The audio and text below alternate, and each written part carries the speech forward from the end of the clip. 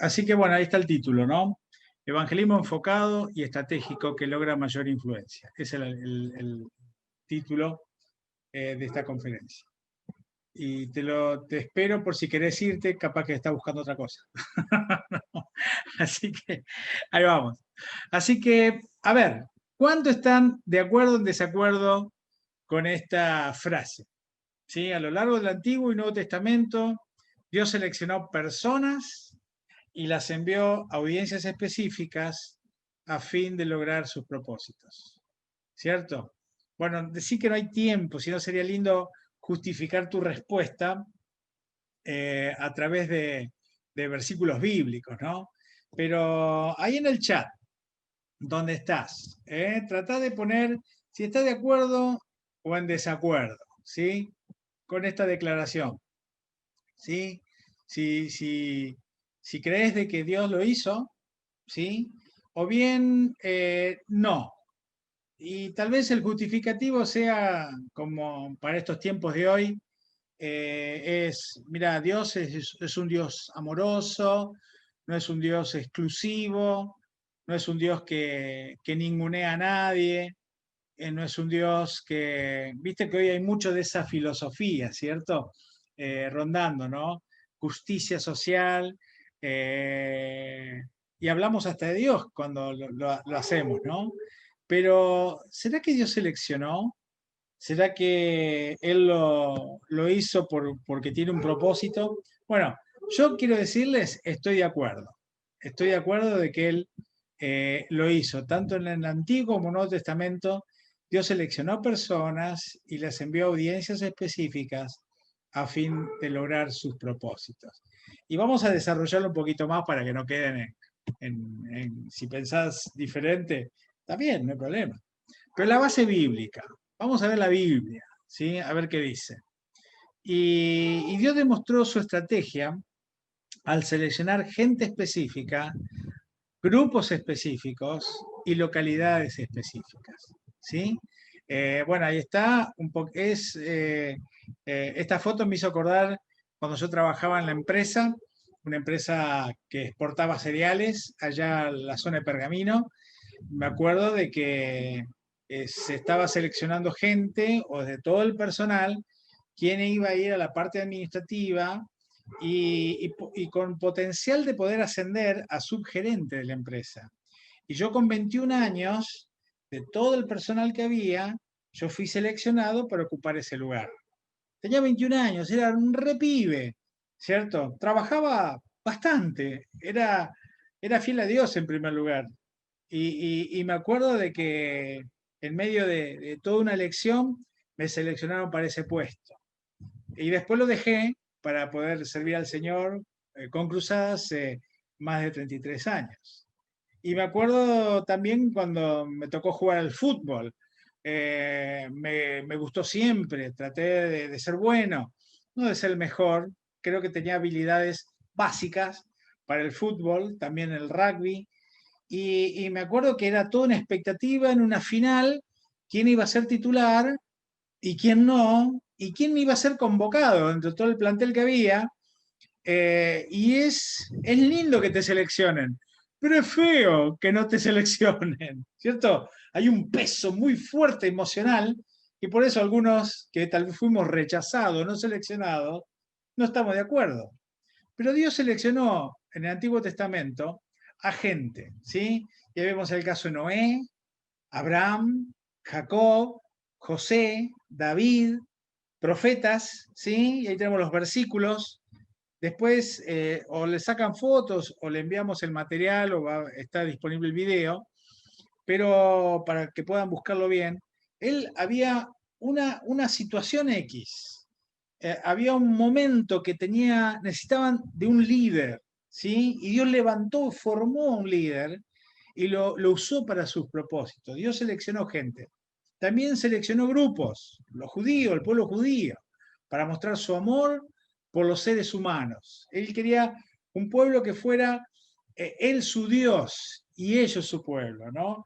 Para mostrar ese amor que él tenía por la humanidad. Pero también seleccionó a sirios y babilonios para mostrar su ira por los pecados de los judíos, ¿sí? Así que él usó grupos, también usó localidades. Canaán, la tierra prometida, ¿cierto? Cuando él iba a movilizar a llevar a su pueblo. También Egipto, cuando lo llevó a la esclavitud. Cuántas cosas aprendió el pueblo de Israel en la esclavitud, ¿cierto? De su identidad, del cuidado. O sea, entendieron a Dios y empezaron a clamar a Dios de verdad, de corazón, como hacemos todo cuando estamos en dificultades, en afrenta. Y ahí Dios mostró su gran poder, que a pesar que el faraón dijo y pensó cualquier cosa, él lo sacó con mano poderosa a través de las plagas y lo llevó por el desierto.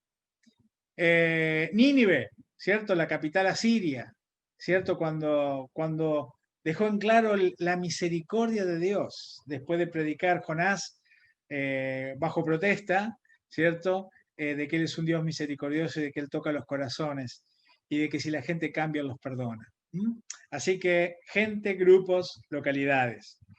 Vemos selección. Y hay un super concepto que quiero dejarte, ¿cierto? Relacionado con esto. Dios desea que todos los hombres y mujeres, toda la humanidad venga a Cristo. Aún así, su método en el tiempo no ha sido enviar casualmente a alguien a cualquier grupo en cualquier lugar. Él tiene un plan, ¿sí? Estratégico mostrado en su selección y enfoque en la gente. Cosa que a veces no tenemos nosotros. Nosotros vamos y hacemos la tarea, ¿cierto? Vamos a los valles calchaquíes y hacemos todo lo que está a mano, ¿sí? Vemos necesidades y ahí, ¡pum!, vamos, ¿cierto? Pero, ¿cuánto debemos aprender esto de ser estratégico? Tener un plan, seleccionar qué hacer, dónde hacerlo, cuándo hacerlo, en quién hacerlo, ¿no? Muchas veces es pesado para nosotros hacerlo de esta manera, pero lo tiene. Jesús también tenía un plan estratégico para alcanzar sus propósitos, ¿sí? Lo demostró. Él escogió a 12 discípulos, ¿cierto? Está clarísimo esto. En el Nuevo Testamento, Lucas, por ejemplo, ¿cierto? Él los escogió, ¿sí? Los llamó a estar con él los formó, él modeló, ¿cierto? Lo que es el liderazgo cristiano, ¿cierto? En sus vidas. También eligió a dónde llevar el mensaje, ¿cierto? Al pueblo escogido, las ovejas perdidas de Israel, los judíos, anunciarle que el reino de Dios se había acercado a ellos, a pesar de que ellos no le creyeron, ¿no? También localidades, caso, bueno, la nación Israel, Galilea, Jerusalén, Judea, Samaria, ¿cierto? O sea, eligió lugares, localidades para poder manifestar su amor, su plan en personas, ¿sí? Yendo allí. Así que vemos eso, ese principio rector en la vida también de Jesús. Y por otro lado, Jesús, así como el Padre encomendó a Jesús para lograr sus propósitos, también Jesús encomendó a Pablo, ¿cierto?, para ir y predicar a los gentiles. Se enfocó Pablo en empresarios, intelectuales, líderes de las principales ciudades, las rutas comerciales, las ciudades donde, como Atenas, donde estaba la creme de la creme en lo relacionado a el pensamiento y la cultura en ese tiempo, y ahí en esa partecita es donde desarrolló a través de sus viajes misioneros todo su ministerio. Dice que llegó hasta España con sus viajes.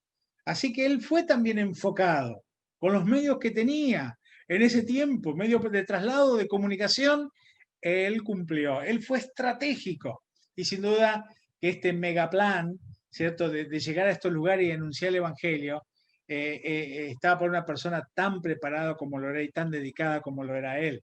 No era para cualquiera eso. Y yo puse la foto de fondo, el Jenga.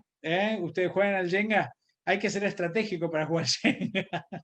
Yo no tengo Parkinson, pero no, mi mano no está estable, por eso no soy cirujano, para cuidar a otros, ¿sí? No tengo un llamado a eso. Pero hay que mover las piecitas con dos dedos, un dedo solo, empujar, saber dónde, saber cuál no, porque se te cae todo, ¿no? Así de estratégico era el apóstol Pablo, sabiendo dónde ir y por qué hacerlo ahí. Dios nos ha dado un llamado a Cruzada Argentina, y es ir a levantar un movimiento de discípulos multiplicadores que serán la fuente de recursos humanos, materiales, oración e influencia para ayudar a cumplir la gran comisión nacional y globalmente.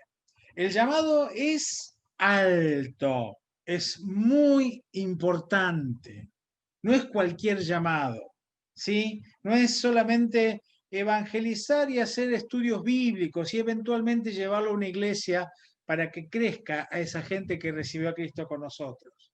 No, Dios nos llamó a cambiar el mundo. Por eso lo estratégico que es este llamado, de que si no formamos discípulos multiplicadores, discípulos que se multipliquen, personas con capacidad para hacerlo, ¿cierto? No va a poder ser cumplida esta misión, la de la gran comisión, donde Dios nos ha puesto.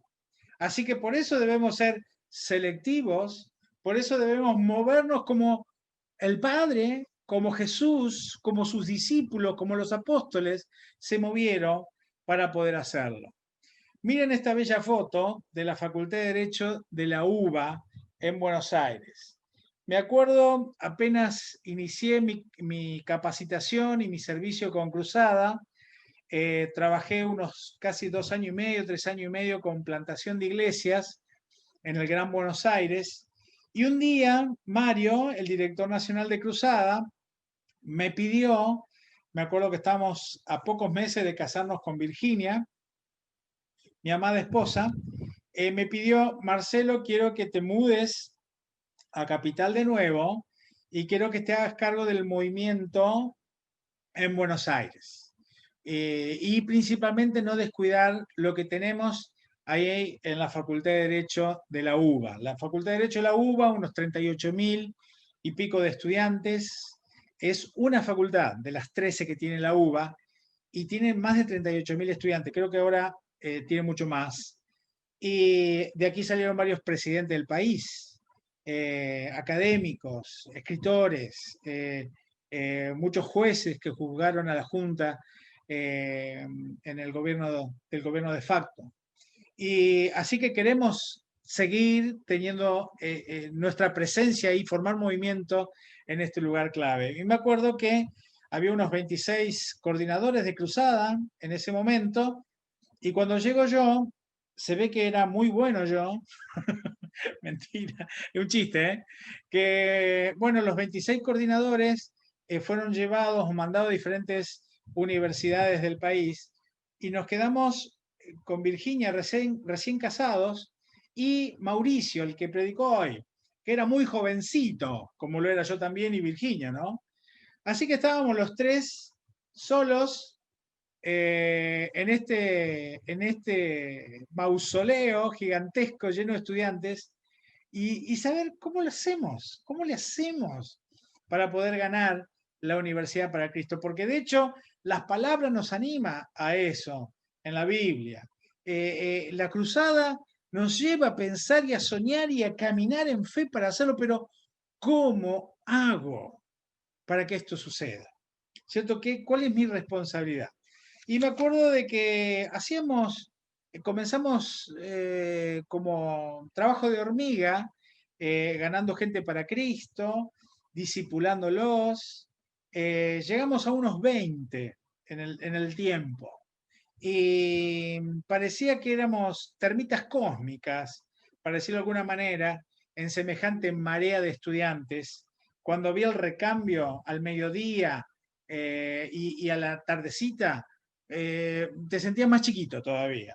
Hacíamos cosas buenas como conferencias, teníamos los grupos de discipulado, teníamos una reunión semanal en el hall central de entrada de esta universidad teníamos un stand, después de mucho tiempo pudimos conseguirlo y nos daban eventualmente un aula para poder reunirnos, pero a veces nos cambiaban y aparecía el profesor con los estudiantes, teníamos que salir, cambiarnos de aula. Era un lío. Nos ninguneaban muchísimo, ¿cierto? El decano de ahí nos tenía en la mira y no querían saber nada. Y uno también se sentía que era nada en ese lugar. Me acuerdo que de sentirnos como que no nos toman en cuenta y no le estamos haciendo cosquillas al gigante. ¿Vieron? David con el Goliat ahí y nosotros sintiéndonos más chiquitos que David, ¿sí? Nuestra identidad también, no sé si les pasa a ustedes que cada vez que necesitan ganar gente para Cristo, plantar el movimiento dentro de la universidad, la gente, los mismos grupos políticos nos decían, ¿ustedes qué son? Porque ecologistas no son. Tampoco se dicen que son religiosos, políticos menos. ¿Qué son? Y uno medio también se siente ahí un híbrido, ¿cierto? De cara a los estudiantes, a los líderes de esa universidad. Así que trata de armarse de una imagen, de una idea y poder promoverla ahí. Así que hacíamos un montón de encuestas, ¿de acuerdo? Ahí, meta encuesta, ¿no? Para conectarnos con los estudiantes y conseguir charlas evangelísticas. Y un día paramos y empezamos a ver la parva de encuesta que teníamos, la paramos para ver y vimos que había necesidades que expresaban los estudiantes, nada más que no le habíamos dado mucha atención a esos datos que tiraban nuestras encuestas. Y como había muchos chicos que habíamos contactado de derecho penal en ese lugar, me acuerdo que varios de ellos expresaron que estaban preocupados en el derecho penal en lo relacionado al tema de la reinserción de internos de las unidades carcelarias del país. No había buen modelo. Es más, la gente que iba a la cárcel, en lugar de formarse o reformarse, se perdía para toda la vida. Aguantaderos, lugares donde se hacía cualquier cosa. Bueno, ya vimos varias películas que mostraban la realidad de las cárceles argentinas. Entonces, vimos una necesidad y dijimos como movimiento, ¿qué podemos hacer aparte de orar? Y me acuerdo que comenzamos a ver de que había buenos resultados de ministerios como el nuestro, que tenían una tarea en las cárceles argentinas, y acá nomás, cerca de Buenos Aires, en La Plata, en la cárcel de Olmos. Los contactamos a ellos, a los suboficiales, también pastores de este ministerio, le dijimos, ¿qué les parece si vienen a la Facultad de Derecho y armamos una conferencia y nos dicen qué están haciendo y los resultados que tienen? Y dicen, bárbaro, más, mm, más locos que nosotros ellos. Sí, podemos llevar algunos presos ya recuperados y que den testimonio. Buenísimo. Y me acuerdo que ellos también contactaron al jefe del servicio penitenciario de la provincia de Buenos Aires y al subjefe, y dice, también le podemos pedir que ellos vengan a la conferencia y hablen también y testifiquen de lo que está pasando en la cárcel de Olmos. Buenísimo. Y ahora había que pedir el aula y a ver cuál aula nos dan. Y me acuerdo que la pedimos y por la calidad del tema y la gente que venía a hablar y por lo importante que era, nos dieron el aula magna. El aula magna de ese mausoleo que ven en la foto, de la Facultad de Derecho de la UBA, es el lugar santísimo, no la toca nadie, ¿sí? Y nos dieron el aula magna. Llegó el día, después de una buena publicidad, estaban estas personas, estas autoridades, más los presos recuperados, y el aula estaba que reventaba de gente. No me olvido más. Me voy a morir con esa imagen en la cabeza. Reventaba de gente, alumnos, profesores, jueces, gente de posgrado, autoridades, estaban todos ahí. Y por 1 hora y media se habló de cómo Jesucristo hace un hombre nuevo. Cristianos y no cristianos, todos hablando ahí. Y de repente nosotros ser nadie para la universidad, ¿vieron cuando te sentís que sos nada o nadie? ¿Cierto? De repente quedamos en la cresta de la ola, en la cresta de la ola. De repente se reunían con nosotros, de repente decían, ¿podemos armar otra conferencia? de repente nos decían, ¿cuándo hacemos la próxima? Porque hay gente que quedó afuera. Y si llevamos esto a la otra sede que tenemos acá, así, a tal punto que llegó a tener tanta influencia en esta en esta facultad, de que organizamos City Tour en consulta con el Ministerio Carcelario, organizamos City Tour a la cárcel y llevamos hasta 6 colectivos de gente recorriendo la cárcel, y estos hermanos en Cristo, que estaban bien firmes en las cosas de Dios, cuando venían a llegar esta gente, pero libre era las celdas abiertas, tomando mate con ellos. Es un espectáculo era el asunto, les compartían de Cristo. Pasamos todo el día en la cárcel y orábamos, después nos llevaban a la reunión, más de 3.000 personas, cantando a voz en cuello y predicando la palabra de Dios. No, no saben lo que fue, no saben lo que fue. Lo hicimos no sé cuántas veces y de repente quedamos ahí, arriba, ¿cierto? Con una profunda influencia en gente, en personas, en la universidad toda, ¿cierto? Yo la sentí que la universidad estaba de rodillas, no ante el movimiento, o sea, de rodillas delante de Dios. Algo que soñamos, algo que anhelamos. La palabra del Señor era predicada, ¿cierto? Muchos discípulos, llegamos a ser más de 130 discípulos ahí en esa universidad.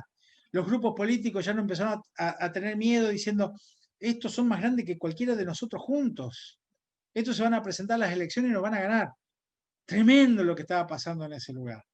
Por eso, queridos hermanos, hay algunos principios que quisiera compartirles para terminar, y es que enfocar, seleccionar, eh, pedirle a Dios que nos guíe, ciertas personas clave nos va a ayudar a ir a la clase correcta de estudiantes. Hay muchos estudiantes para ganar para Cristo, eso estamos de acuerdo, y estamos en esa misión. Pero hay algunos estudiantes que tenemos que ganar los primeros. ¿Cierto? Hay algunos estudiantes que debemos pedirle a Dios guiarnos a esas personas, porque cuando esas personas vengan a Cristo, ellos van a traer a otros también a que vengan. Es así, funciona así. ¿Eh? Y no tengas problemas si vos no sos ese tipo de persona que tal vez moviliza gente.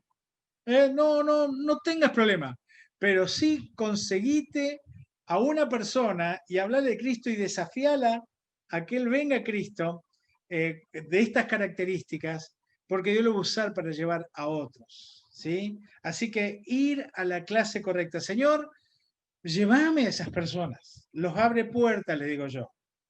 Los abre puertas. Por otro lado, va a haber también un desarrollo más rápido del movimiento. Hay movimientos que están estancados, que no se desarrollan. Pudimos abrirlos, pudimos iniciar el derrotero, el camino del ganar, edificar, y ahí parece que estamos atrancados. ¿Cierto? Parece que no, una 4x4 que se quedó patinando, ¿sí? No avanzamos, ¿sí? No se forman no se da esa multiplicación espiritual. Tardamos un montón en formar líderes, pero cuando ganamos líderes, que ya son líderes, ¿cierto? De otras personas, ellos tenemos que formarlo como líderes espirituales, no como líderes. Ellos ya son líderes. Por eso tenemos un demasiado enfoque en personas que tal vez son solitarias, no tienen afinidad, no están conectadas con un grupo natural. Y acá es donde Dios nos quiere hacer cambiar el chip, ¿cierto?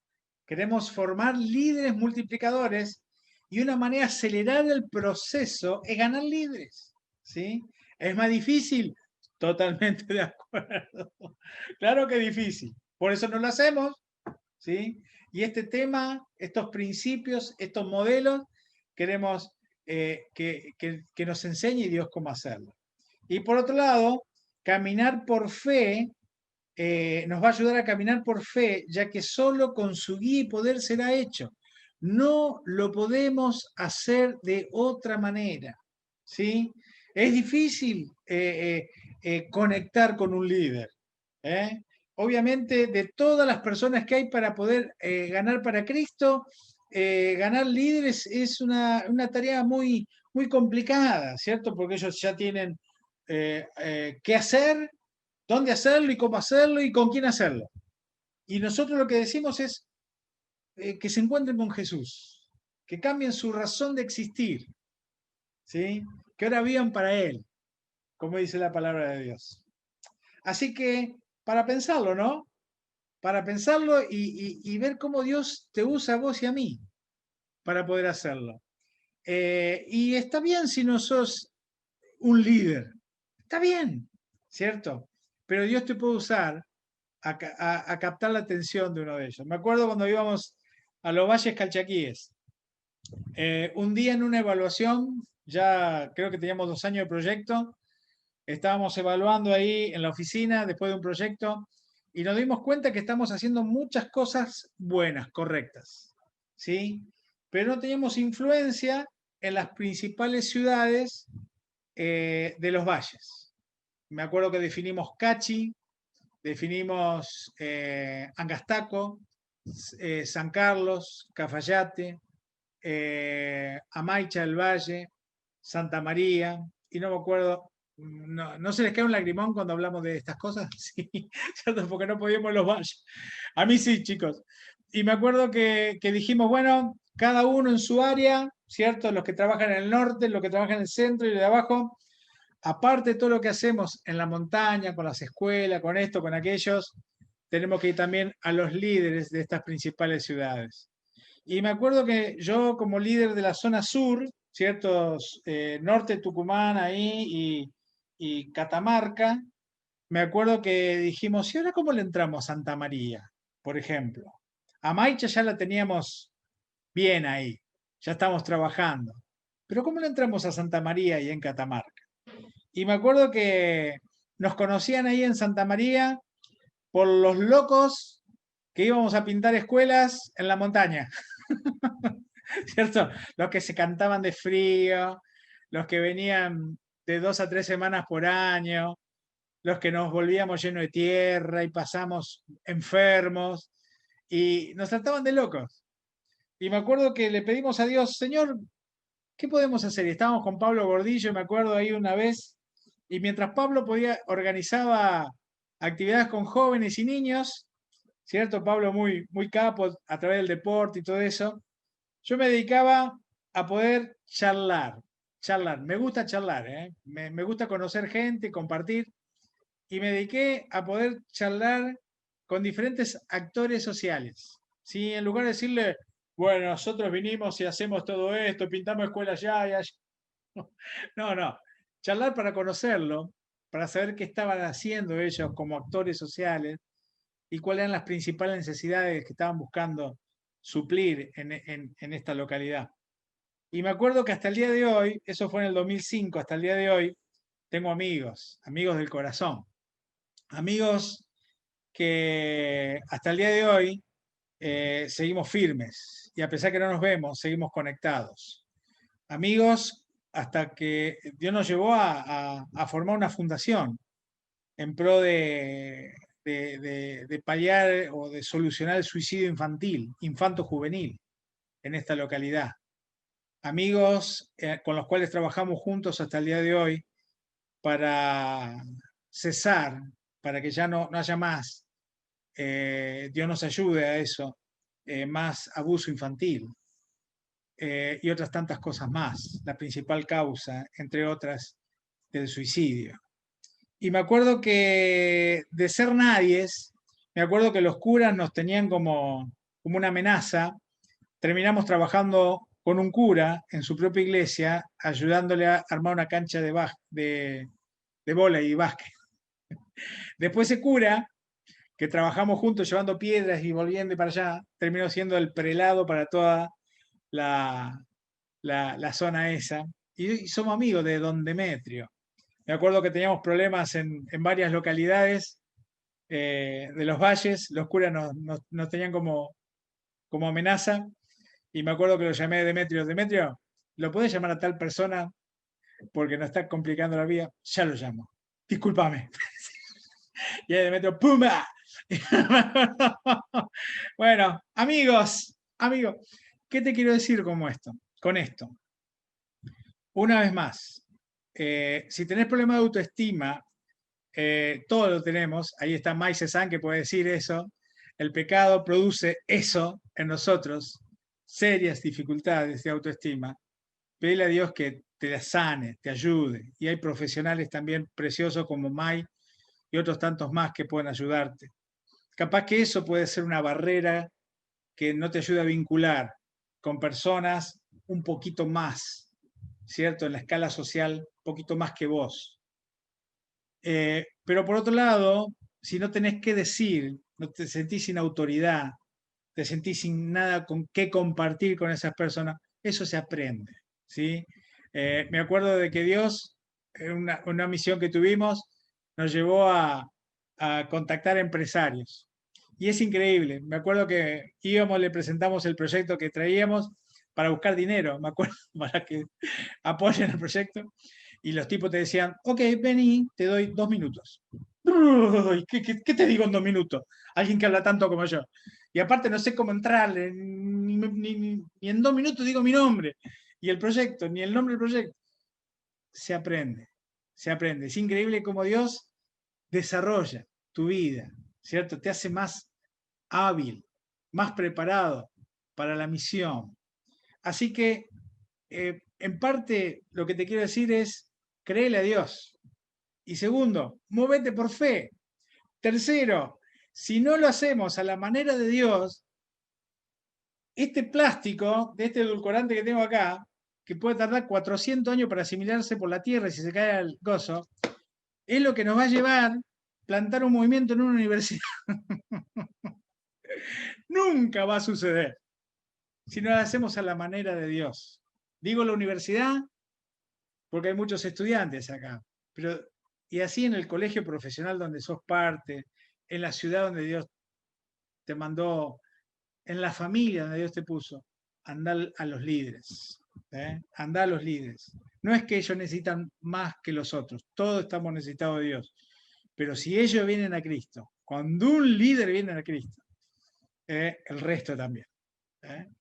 No tenemos que formarlos como líderes, a los líderes, ya son líderes. Tenemos que formarlos como líderes espirituales.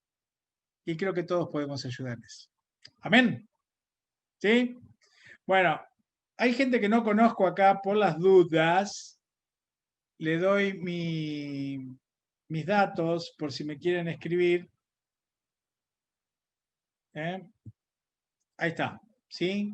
Por si me quieren escribir, si quedó algo más,